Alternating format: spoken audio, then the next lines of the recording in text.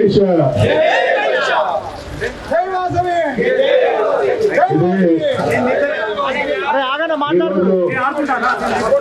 సోదరులు కాంతం సత్యనారాయణ గారు సమాజానికి అనేక రకాలైనటువంటి సేవలు అందిస్తూ సమాజ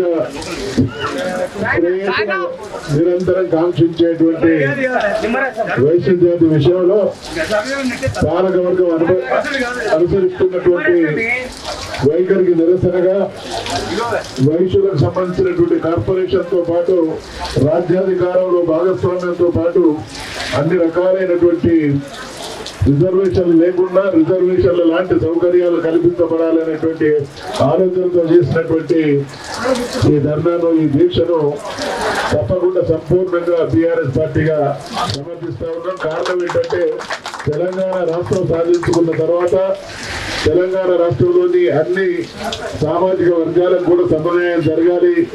రాజ్యాధికారంలో సంపద విషయంలో ప్రభుత్వపరమైనటువంటి ఆలంబన అందరికీ ఉండాలనే విధానం. కాబట్టి వాస్తవంగా నేను అంటే గతంలో తెలంగాణ రాష్ట్ర సమితి ఉద్యమ కాలంలో అనేక మంది వైశ్య మిత్రులు పనిచేయడం జరిగింది. కాజం సత్యనారాయణ గారు ఆ రోజులలో ఉద్యమంలో చాలా కీలకమైనటువంటి పాత్ర పోషించినటువంటి విషయాన్ని కూడా ఈ సందర్భంగా మనమందరం కూడా మననం చేసుకోవాలి.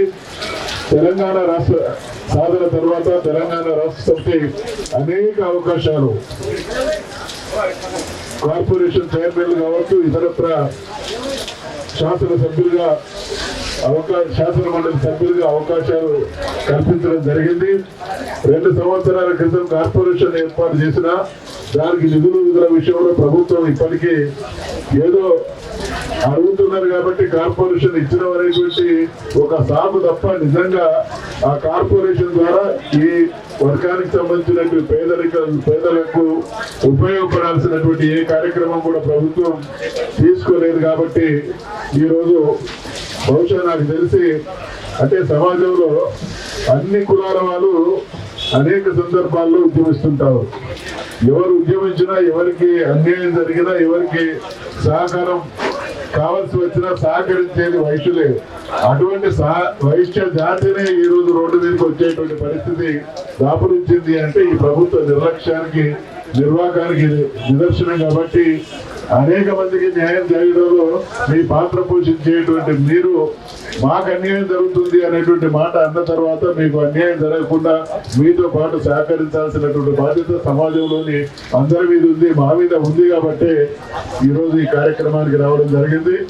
మీరు ఈ రోజు లేవనెత్తినటువంటి అంశాలతో పాటు రాబోయే రోజులలో వైశ్యులకు సమన్యాయం దిశగా ఎక్కడ అన్యాయం జరిగినా తప్పకుండా మీ వెంట మేము ఉంటాం. సత్యనారాయణ గారు చేసింది ఒక జాతి కోసం కాదు, అన్యాయం జరిగేటువంటి అన్ని వర్గాలకు మా సహకారం మీకు, మీ సహకారం మాకు ఉండాలి, ఉంటుంది అనేటువంటి ఉద్దేశంతో చేసినటువంటి ఈ కార్యక్రమంలోని అంతరార్థాన్ని, పరమార్థాన్ని ప్రభుత్వం గమనించి గ్రహించి చేసినటువంటి పొరపాటును సవరించుకొని తక్షణమే వీరి డిమాండ్లు నెరవేర్చాల్సిందిగా నేను బీఆర్ఎస్ పార్టీ తరఫున డిమాండ్ చేస్తా ఉన్నాను.